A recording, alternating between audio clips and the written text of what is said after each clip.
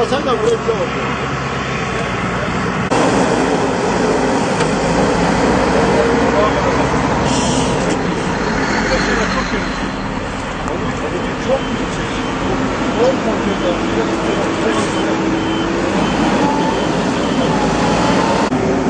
Olay nasıl oldu, bize anlatabilir misiniz? Olayı biz yolda gelirken aniden bir alev almaya başladı. Biz arabayı sağa çektik, kaçmaya çalıştık. Cebimizdeki telefonları hepsini bıraktık. Arabanın seti dahil falan bıraktık. Zor kendimizi kurtardık. Aşağı indik, telefonları asıldık. Arkadaşlar sağ olsun burada yolda bize yardımcı oldular. Ha bekle itfaiye geliyor. Ha bekle itfaiye geliyor ki 2,5 saat aradan geçti. Kendimizi yere vurduk. Kimse bize sevip çıkan olmadı ki. Burada perişan durumda araba böyle dururken yandı. Biz de gözümün önünde bağırarak, çağırarak, ağlayarak hiçbir şey hiç para etmedi. Can kaybı var mı? Şu can kaybı diye bir şey yok. Geçmiş olsun. Sağ ol baba. Elaşkit Belediye Başkanı'nı aradım. Diyor ki benim arabalarım hep donmuş. Ben oraya gelip de müdahale edemem. Peki Ağrı gelip müdahale edince sen 10 kilometre yakınsın, gelip müdahale edemiyorsun.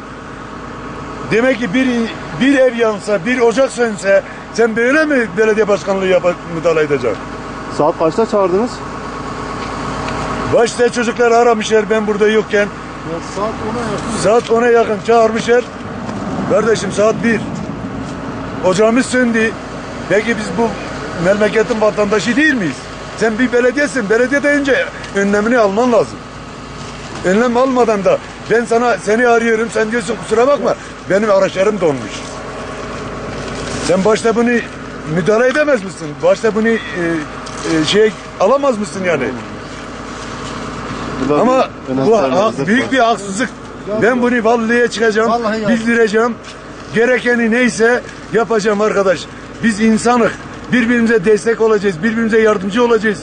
Ben burada kaldım, benim kardeşlerim yansaydı ne olurdu? Sen bir belediye başkanısın. Bana nasıl o kelimeyi söylersin? Çok ayıp bir şeydir. Ağrı 20 kilometre gelip müdahale ediyorsan 10 kilometre gelip müdahale edemiyor musun?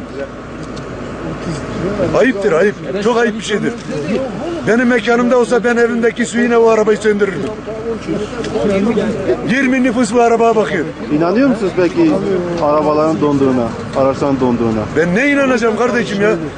Sen bir belediyesin, sen aracın donmaması lazım kardeşim. Hazır vaziyette beklemesi lazım. İtfaiye aracısın sen. Donmayla hiçbir alakası yoktur. Senin canın istedi mi gidersin, istemedi mi gitmezsin. Ben ne diyeyim kardeşim artık? Bizim ocağımız söndü. 50 nüfus bir arabaya bakıyor. Haksızlıktır bu. Bir belediye başkanı olarak sen bana diyorsun benim araçlarım donmuş ki zincir yolda ses yapıyor. Ben zincirleri çıkarıp da sana göndereceğim. Arabam bitmiş, her şey bitmiş. Ondan sonra sen bana araç gönderip de müdahale ediyorsun değil mi? Ben öyle müdahale istemiyorum. Demin Nurettin Bey olmasa ben o tek bir aracı gelmiş onu da geri çevirdim yani. Benim ihtiyacım yok. Allah vermiş bana. Allah alır. Hiç kimse alamaz. Ama haksıza boyun eğmem ben. Haksızlık iyi bir şey değil. Biz insanız.